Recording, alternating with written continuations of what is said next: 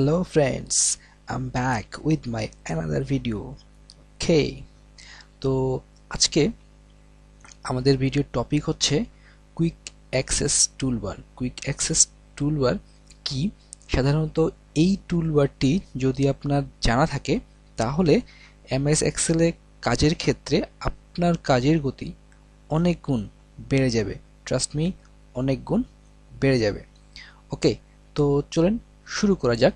শুরু করার আগে জাস্ট একটু বলে নেই, ভিডিওর শেষের দিকে আমি কিন্তু আজকে আমরা যা শিখব তার কয়েকটি শর্টকাট অপশন দিয়ে দিব।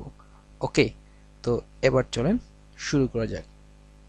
কুইক অ্যাক্সেস টুলবার হচ্ছে আমাদের যে এক্সেল শিটটা আছে এই শিটের ঠিক উপরের দিকে এখানে মেনুবারের উপরের দিকে দেখেন কয়েকটি অপশন আছে। এই যে সেভ, এখানে আন্ডো এবং রিডো অপশন, তার সাথে আরও দুটি অপশন আছে যেটি পরে আমি অ্যাড করে রাখছি। আচ্ছা, সাধারণত দুটি অপশন এখানে থাকে, সাধারণত তিনটি অপশন এখানে থাকে। একটি হচ্ছে সেভ, একটি হচ্ছে আন্ডো, আরেকটি হচ্ছে রিডো বাটন। সেভ বাটন আমরা সবাই জানি, আমরা কোনো কাজ করার পরে সেটাকে সেভ করার জন্য আমরা সেভ বাটনে ক্লিক করব। আন্ডো বাটনের কাজটা কি? ওকে, আমরা যখন কোনো কাজ করি, সাপোজ আমি এখানে অনেকগুলো লিখলাম, এখানে আমার কিছু ডাটা লেখা আছে, এখানে আমরা কিছু ডাটা লিখলাম।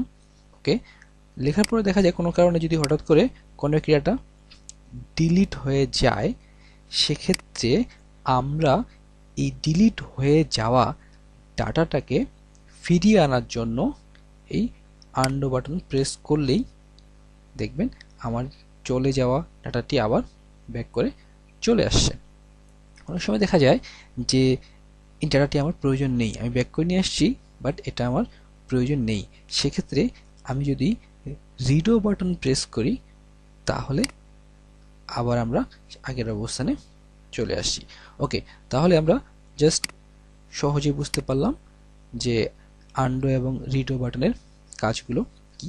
একই রকমভাবে এই যে আমাদের অনেকগুলো অপশন, এই অপশনগুলোর মধ্যে থেকে অনেকগুলো অপশন আছে যেগুলো আমাদের প্রতিদিনই কাজের ক্ষেত্রে ওই অপশনগুলো সবসময় প্রয়োজন পড়ে।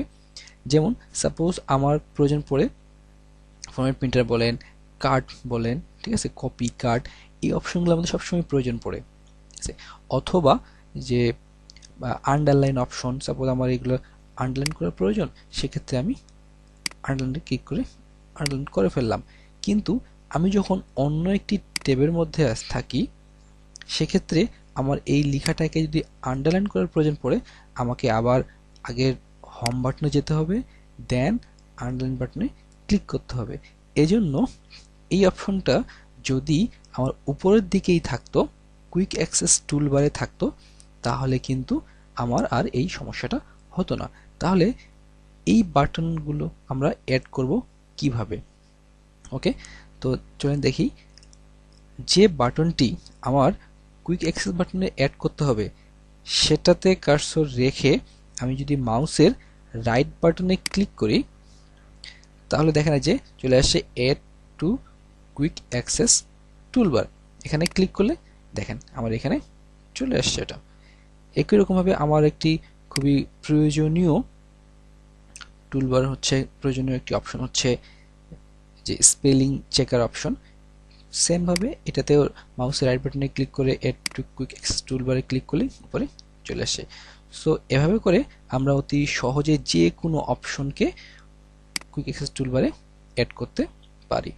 আরও একটি অপশন আছে যার দ্বারা আমরা এই অপশনগুলোকে কাস্টমাইজ করতে পারি।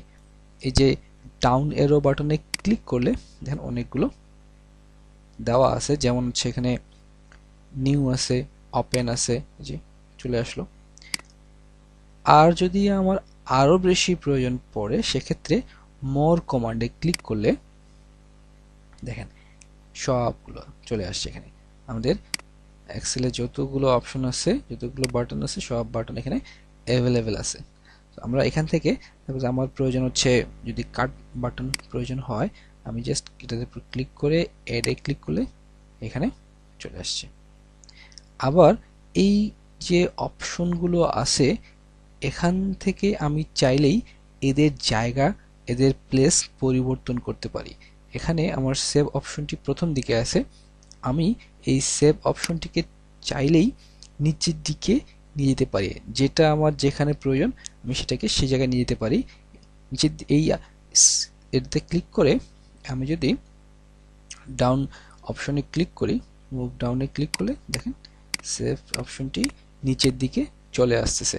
আবার উপরের দিকে নিয়ে যেতে চাইলে জাস্ট উপর দিকে ক্লিক করে যদি আমি ওকে প্রেস করি, দেখেন আমার অপশনগুলোও চলে আসছে এবং যেটা যে জায়গায় আমার দরকার সেটা সেই জায়গায় আমি রাখতে পারতেছি।